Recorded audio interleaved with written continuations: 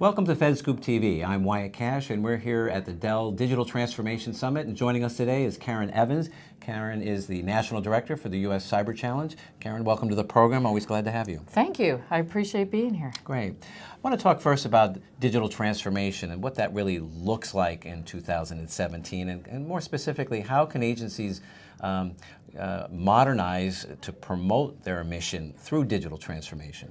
So, Wyatt, I'm so glad you asked that question as digital transformation, because a lot of times when people start going down this path, they're actually thinking about digitizing the existing processes that they have, which is like taking the information they have and let's put it on a digital medium, going to cloud and taking advantage of new technologies, but still taking old types of ideas and digitizing them. So a digital transformation is really saying, hey, what's our business? And maybe we should go more to transaction-based.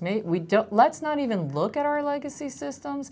Let's take a look at what we're really doing. And then should we really be doing that? What kind of services should we be doing? There's a lot of things. I love the VA situation. Let's take the VA, especially with the opportunities that they're doing now by saying, hey, I'm going to give them a card so that they can go to a doctor. Now that means that VA is really in the insurance business, right? Because they're going to guarantee that that service works. That's not a traditional, let's modernize what VA is doing, but let's look at a new way that VA can provide that service. And then who's the right partners? So maybe a partner would be somebody like USAA, who actually deals with DoD and VA once you come through. And if you're in that base, maybe VA could partner with USAA, and USAA could then process that. And now you have now digitalized that service. That's a great example and a great way to frame that. Next, there's a lot to the IT landscape. We hear about cyber, agile, cloud.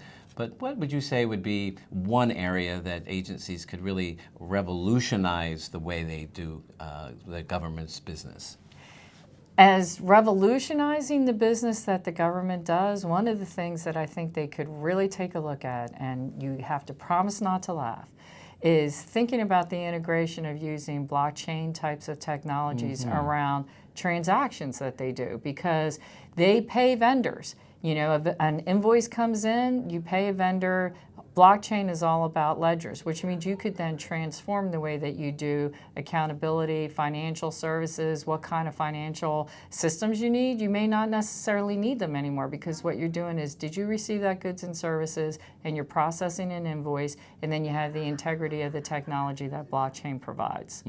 That really would revolutionize the way. Oh, it definitely would revolutionize the way government provides services for itself. Well, terrific. A third question. So how do you see the White House Executive Order and the MGT Act impacting the way agencies are able, hopefully, to move away from legacy systems? So in order to move away from legacy systems with legislation, the MGT Act, and some of the things coming out with the executive order, I think one way to frame this or think about it is, it's not so much that the whole portfolio is legacy, and I'm going to loop this back again into what we were talking about, digitalization versus digitizing types of things. Because the minute that something moves out of development, it's in operations and maintenance, and it's considered legacy. So some of the new things are in that legacy bucket. So you really want to look at, what are those old traditional types of things that we do? And we've talked about two examples, maybe the business of how VA is working, and things that agencies are doing like hiring and financial management and those types of things, and move those into newer types of ways that we do it. I think by using the tools and how the executive order and the MGT Act is envisioned, that they would have then the opportunity to take advantage of that. And lastly, how important is it for government to rethink the way they interact with constituents more broadly so that they can provide the kinds of services that most of us have come to expect from the private sector? So there's a lot of innovation right now going on out in state and local governments as it relates to how people then interact with their state and local governments. And I think that this is a place where the federal government could take a cue from those partners, because then this is going back all the way to the whole premise of the eGov Act, all the way back then, that far back.